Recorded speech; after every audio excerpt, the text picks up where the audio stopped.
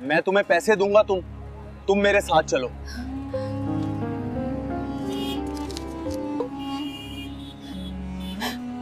मैं तुम्हारे साथ नहीं जा सकती। वाराणसी के 80 घाट की सीढ़ियों पर शाम उतर रही थी। गंगा आरती की तैयारियों के बीच घंटियों की आवाज गूंज रही थी, लेकिन उस पवित्र शोर में एक आवाज ऐसी थी जो किसी को सुनाई नहीं दे रही थी। वह थी मीरा के पेट की भूख की आवाज। 20 साल की मीरा, जिसके तन पर एक महिला कुचैला सूट था और जिसके दुपट्टे में सैकड़ों छेद थे, एक कोने में सिमटी बैठी थी। उसकी आंखों के नीचे काले घेरे थे, गाल पिचक गए थे और होंठ प्यास से सूख चुके थे। बनारस की यह शाम आध्यात्मिक थी, पर मीरा के लिए यह सिर्फ एक और दिन था जब उसे यह नहीं पता था कि रात का खाना मिलेगा या सिर्फ पानी पीकर सोना पड़ेगा। लोग आते, गंगा मैया को नमन करते, आरती देखते और अपने घरों को लौट जाते। मीरा हर गुजरते हुए इंसान की ओर उम्मीद से देखती। उसकी आंखों में भीख नहीं बल्कि एक मूक सवाल था, क्या मैं इंसान नहीं हूं? तभी वहां से एक हट्टा कट्टा हलवाई गुजरा जिसके हाथ में बाजी समोसे थे। उसने एक समोसा कुत्ते की तरफ फेंका और दूसरा मीरा की तरफ। कुत्ता झपटा और मीरा भी, लेकिन मीरा ने वह समोसा उठाया नहीं। उसका स्वाभिमान, जो इतनी गरीबी में भी जिंदा था, उसे रोक गया। उसने सोचा, जानवर और मुझ में कुछ तो फर्क होना चाहिए। उसी भीड़ में एक युवक खड़ा था, आदित्य प्रताप सिंह, उम्र करीब 28 साल। वह बनारस के एक पुराने रईस खानदान का वारिस था और शहर में रूहानी रसोई नाम से एक बड़ा हेरिटेज रेस्टोरेंट चलाता था। आदित्य अक्सर सुकून की तलाश में घाट पर आता था। उसके पास दौलत की कमी नहीं थी, पर दिल वीरान था। आदित्य ने मीरा को देखा।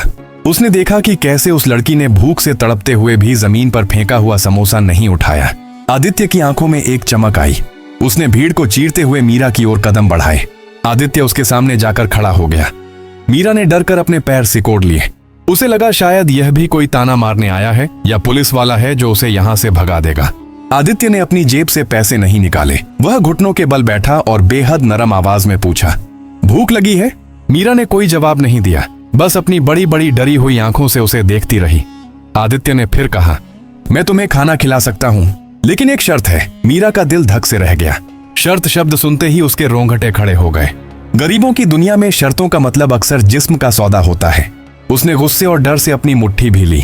आदित्य शायद उसके मन का डर पड़ गया। उसने तुरंत हाथ जोड़ते हुए कहा, गलत मत समझना, मेरी शर्त यह है कि मैं मुफ्त में खाना नहीं दूंगा।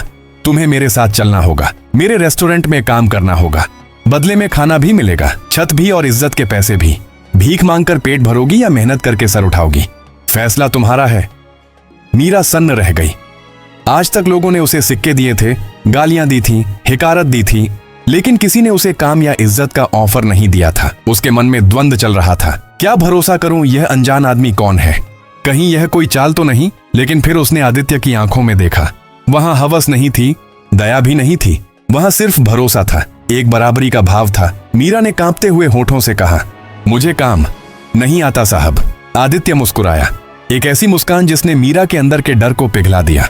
कोई माँ के पेट से सीख कर नहीं आता, नियत साफ हो तो पत्थर भी कारीगरी सीख लेता है। चलो। मीरा उठी, उसके पैर लड़खड़ा रहे थे। वह आदित्य की काली चमचमाती कार के पास पहुंची। ड्राइवर ने नाक भौं सिकोड़ी, लेकिन आदित्य ने खुद पिछली सीट का दरवाजा खोला और मीरा को बैठने का इशारा किया। गाड़ी रूहानी रसोई के पिछवाड़े रुकी। यह एक पुरानी हवेली थी जिसे रेस्टोरेंट में बदला गया था। वहां मसालों की खुशबू हवा में तैर रही थी। इलायची, केसर और देसी घी की महक। आदित्य मीरा को लेकर अंदर आया। वहां का स्टाफ, मैनेजर, वेटर, रसोई सब हैरान रह गए। मैनेजर ने धीरे से कहा, सर यह तो भिखारिन है, इसे आप किचन में लाएंगे? ग्राहक क्या सोचेंगे? संगीत, आदित्य ने कड़क आवाज में कहा, यह भिखारिन थी, अब यह हमारे परिवार का हिस्सा है। काकी, वहां की बुजुर्ग रसोइयां, इसे गुसल खाने ले जाओ, इसे साफ कपड़े दो और पेट भरकर खाना खिलाओ, कल से काम शुरू होगा। उस रात मीरा ने सालों बाद साबुन की खुशबू महसूस की। जब वह नहाकर काकी का दिया हुआ एक पुराना लेकिन साफ आसमानी सलवार सूट पहनकर बाहर आई, तो आईने में उसने खुद को पहचाना नहीं। धूल की परतों के नीचे एक बेहद सुंदर सांवली सलोनी सूरत छिपी थी। उसकी आंखें, जो अब तक बुझी हुई थीं, अब दिए की तरह चमक रही थी। काकी ने उसे दाल, चावल और गर्म रोटियां दी। मीरा ने पहला निवाला मुंह में डाला और उसकी आंखों से झरझर आंसू बह निकले। यह सिर्फ खाने का स्वाद नहीं था, यह आजादी का स्वाद था। आदित्य दूर खड़ा यह सब देख रहा था। उसके दिल को एक अजीब सा सुकून मिला जो करोड़ों की डील साइन करके भी नहीं मिलता था। शुरुआत के दिन आसान नहीं थे। स्टाफ के लोग मीरा से दूरी बनाकर रखते, उसे अछूत जैसा महसूस कराया जाता। उसे बर्तन धोने का काम मिला था, मीरा बिना शिकायत किए घंटों झूठे बर्तन मांजती। उसके हाथ कट जाते, कमर दुखती, लेकिन वह उफ तक नहीं करती, क्योंकि वह जानती थी कि बाहर की दुनिया की जलालत से यह दर्द कहीं बेहतर है। आदित्य चुपचाप उस पर नजर रखता था। एक दिन किचन में बहुत हड़बड़ी मची थी। शाम के वक्त शाही पनीर का ऑर्डर बहुत ज्यादा था। मुख्य बावर्ची ने गलती से ग्रेवी में नमक ज्यादा डाल दिया था। अब नया बनाने का वक्त नहीं था। बावर्ची चिल्ला रहा था। सब डरे हुए थे। मीरा कोने में खड़ी बर्तन धो रही थी। वह झिझकते हुए आगे आई और धीरे से बोली, माफ करना, अगर इसमें थोड़ा सा दूध और भुना हुआ बेसन मिला दें और ऊपर से नींबू का रस तो नमक कम हो जाएगा। बावर्ची ने उसे डांटने के लिए मुंह खोला। तू हमें सिखाएगी 2 टके की। तभी आदित्य किचन में दाखिल हुआ। उसने मीरा की बात सुन ली थी। रुकिए, आदित्य ने कहा, करो जैसा यह कह रही है। बावर्ची ने बेमन से वैसा ही किया। जब ग्रेवी तैयार हुई तो आदित्य ने उसे चखा। स्वाद अद्भुत था। न सिर्फ नमक बैलेंस हो गया था, बल्कि स्वाद और निखर गया था। आदित्य मीरा की तरफ मुड़ा। उसकी आंखों में हैरानी और प्रशंसा थी। तुम्हें यह कैसे पता? मीरा ने नजरें झुकाकर कहा, मेरी माँ जब हम छोटे थे और कभी कभी नमक ज्यादा हो जाता था तो वह ऐसे ही ठीक करती थी। गरीबी सिखा देती है साहब कि खाने को बर्बाद नहीं करते, उसे सुधारते हैं। उस दिन के बाद मीरा का काम बदल गया। आदित्य ने उसे सब्जी काटने और मसालों को तैयार करने का काम सौंपा। धीरे धीरे आदित्य और मीरा के बीच की दूरियां मिटने लगीं। आदित्य अक्सर बहाने से किचन में आता, कभी मसालों के बारे में पूछता, कभी खाने के बारे में। एक बरसात की दोपहर जब रेस्टोरेंट खाली था, मीरा मसालों के डिब्बे साफ कर रही थी। आदित्य वहां आया। मीरा, तुम पढ़ना जानती हो? उसने पूछा। मीरा ने सिर हिलाया। नहीं साहब। तो फिर मसालों को पहचानती कैसे हो? मीरा ने एक डिब्बा उठाया, आंखें बंद कीं और गहरी सांस ली। महक से साहब, हर मसाले की अपनी एक कहानी होती है, जैसे हर इंसान की होती है। यह दालचीनी है, थोड़ी मीठी, थोड़ी तीखी, बिल्कुल जिंदगी जैसी। आदित्य मंत्रमुग्ध होकर उसे देखता रह गया। उस पल उसे एहसास हुआ कि मीरा कोई साधारण लड़की नहीं है। उसके पास एक ऐसी रूह है जो आदित्य की खाली दुनिया को भर सकती है। बारिश की बूंदें खिड़की से आ रही थीं। आदित्य ने अनजाने में अपना हाथ मीरा के हाथ पर रख दिया। मीरा सेहर उठी। एक करंट सा दोनों के बदन में दौड़ गया। नजरें मिली। उस खामोशी में हजारों बातें हो गईं जो लफ्ज कभी नहीं कह सकते थे। यह प्यार की पहली दस्तक थी। मीरा अब किचन की जान बन गई थी। आदित्य ने उसे कुकिंग सिखानी शुरू कर दी। मीरा बहुत जल्दी सीखती थी। उसके हाथ में जादू था। लोग अब रूहानी रसोई में सिर्फ आदित्य के नाम से नहीं, बल्कि वह नए हाथों के स्वाद के लिए आने लगे थे। लेकिन प्यार कभी आसान रास्तों से नहीं गुजरता। आदित्य की माँ सुमित्रा देवी, जो एक सख्त और पुरानी ख्यालात की महिला थी, उन्हें जब यह भनक लगी कि उनका बेटा एक भिखारिन को ना सिर्फ सर पर चढ़ा रहा है, बल्कि शायद उसे चाहने भी लगा है, तो उनके पैरों तले जमीन खिसक गई। एक दिन रेस्टोरेंट में एक बहुत बड़ी पार्टी थी। शहर के मेयर और बड़े बड़े रईस आए हुए थे। सुमित्रा देवी भी वहां मौजूद थी। मीरा ने उस दिन मेहमानों के लिए खास बनारसी थाली तैयार की थी। जब मीरा खाना परोसने बाहर हॉल में आई तो एक अमीर औरत, जिसने मीरा को महीनों पहले घाट पर देखा था, जोर से चिल्लाई, अरे ये लड़की तो वही है जो 80 घाट पर कटोरा लेकर बैठती थी। छी आदित्य, तुमने एक भिखारिन के हाथ का खाना हमें खिलाया, हमारा धर्म भ्रष्ट कर दिया। हॉल में सन्नाटा छा गया। सुमित्रा देवी शर्म से लाल हो गई। उन्होंने आगे बढ़कर मीरा के गाल पर एक जोरदार तमाचा झड़ दिया। निकल जा यहाँ से, तुझे पनाह दी और तूने मेरी नाक कटवा दी। मीरा का गाल जलने लगा, लेकिन उससे ज्यादा उसका दिल जल रहा था। उसकी आंखों से आंसू बह निकले। वह बिना कुछ बोले अपना एप्रन खोलकर वहां से भाग गई। बारिश हो रही थी और वह उसी बारिश में गायब हो गई, वापस उसी अंधेरे की तरफ जहां से वह आई थी। आदित्य उस वक्त ऑफिस में था।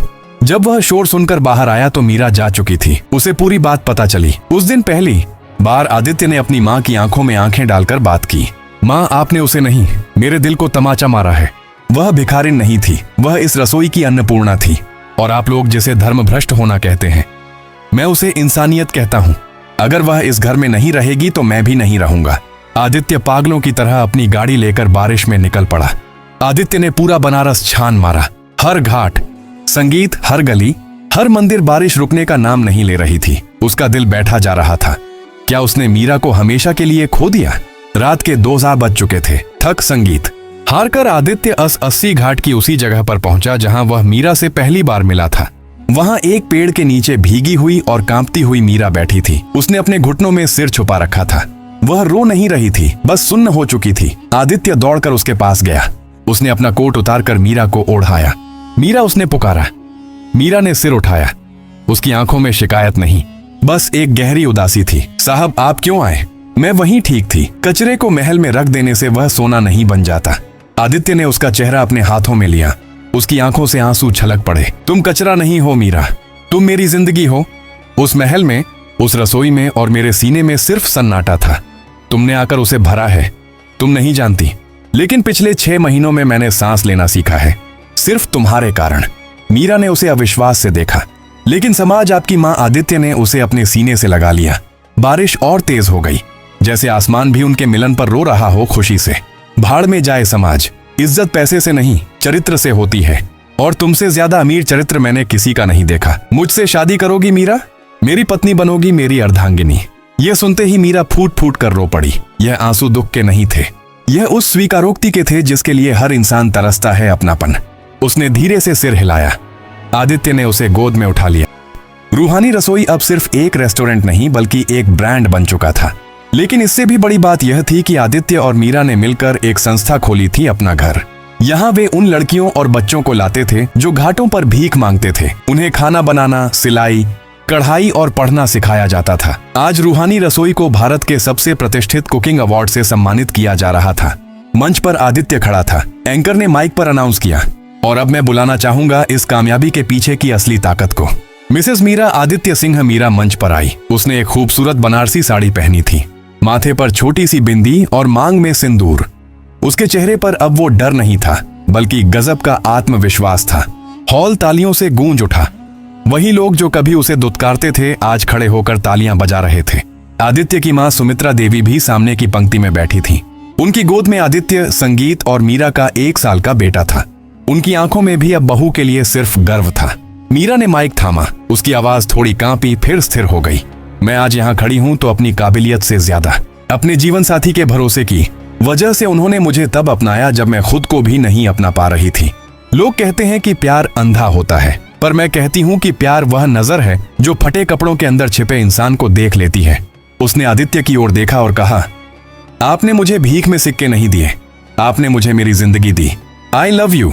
आदित्य ने सबके सामने मीरा का माथा चूम लिया। निष्कर्ष, दोस्तों, मीरा और आदित्य की यह कहानी हमें यह सिखाती है कि किसी भी इंसान का वक्त कभी भी बदल सकता है। बस जरूरत है तो एक हाथ की जो उसे थाम ले। सच्चा प्यार वह नहीं जो रंग रूप या बैंक बैलेंस देखे। सच्चा प्यार वह है जो रूह को निखार दे। आज हम रास्तों पर ना जाने कितने गरीबों को देखते हैं और मुंह फेर लेते हैं। क्या पता उनमें से कोई कल का मीरा या कोई खोया हुआ हीरा हो। अगर हम थोड़ी सी दया और थोड़ा सा भरोसा दिखाएं तो यह दुनिया वाकई जन्नत बन सकती है। अगर इस कहानी ने आपके दिल के किसी कोने को छुआ हो, आपकी आंखों को नम किया हो, तो इस वीडियो को लाइक जरूर करें।